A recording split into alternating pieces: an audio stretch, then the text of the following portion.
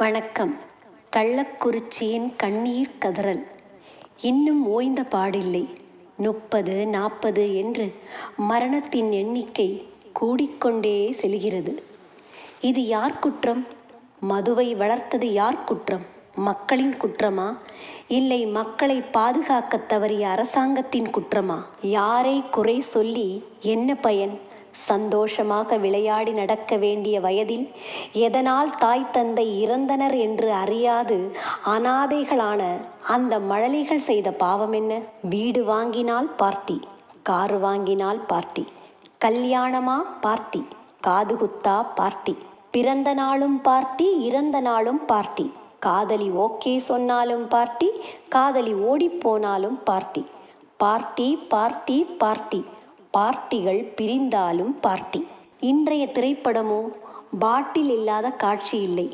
குடிப்பழக்கம் குடியை கெடுக்கும் என்று கண்ணுக்கு தெரியாமல் எழுதிவிட்டால் சரியாகிவிடுமா? பள்ளி மாணவன் ஒருவன் தன் இருக்கை பெஞ்சை உடைத்து அதில் வந்த காசில் சாராயம் குடிக்க காவல்துறை சிறை வைக்கின்றது. எதிர்கால குடிமகனின் குடியின் முன்னேற்றம். அடுத்த 5 ஆண்டு கணக்கெடுப்பில் கல்லீரல் சுருங்கிய இளைஞர்களின் எண்ணிக்கை அதிகமாகும் என்று, இந்தியாவில்தான் அதிகமாகும் என்று புள்ளி விவரம் சொல்கிறது. இவர்களின் மரபு அணுக்களில் வரும் வாரிசுகளுக்கு 30 ஆண்டாவது ஆயுள் இருக்குமா என்பதே கேள்வியாகத்தான் இருக்கிறது. கொஞ்சம் குடிப்பது நாகரிகத்தின் அடையாளம் என்பது மேல்தட்டு மக்களின் அறிவு. தொழிலை சார்ந்து பேசும்போது குடிப்பது கௌரவத்தின் அடையாளம் என்பது அறிவு. நண்பர்கள் சந்திப்பில் குடிப்பது அன்பின் பரிமாற்றம் என்பது அறிவு. இப்படியெல்லாம் சொல்லி சொல்லி சாராயத்தை சாதாரணமாக்கிவிட்டார்கள். மெத்தலின் விற்பனை மருந்து ஆலைக்குத்தான் செல்கிறதா இல்லை வேறு வழியில் செல்கிறதா என்று ஆராயாமல் கள்ளச்சாராயத்தை தடுத்து என்ன லாபம்?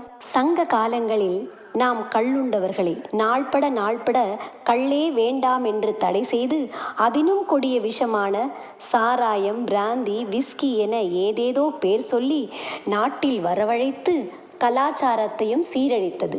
என்று தனியும் இந்த சுதந்திர தாகம் என்று நமக்காக முன்னோர் பாடியது இன்று எதை குடித்தால் போதை அதிகமாகும் என்ற தாகம்தான் கூடியது. அன்று தென்னங்கள், பனைமரக்கல் என மரம் ஏறி கள்ளெடுப்பர். காலை முதல் உழைப்பவன் கள் தேடி உண்டு இளைப்பாறுவான், வீட்டின் மூலையிலே களைப்பாறுவான். கள்ளுண்ட கிழவனெல்லாம் அன்று கல்லாகத்தான் இருந்தான். கள்ளுண்ட கிழவர்களெல்லாம் அன்று கல்லாகத்தான் இருந்தார். பாதகமும் பெரிதொன்றுமில்லை, வீட்டிற்கு பயந்ததிலும் குறைவொன்றுமில்லை.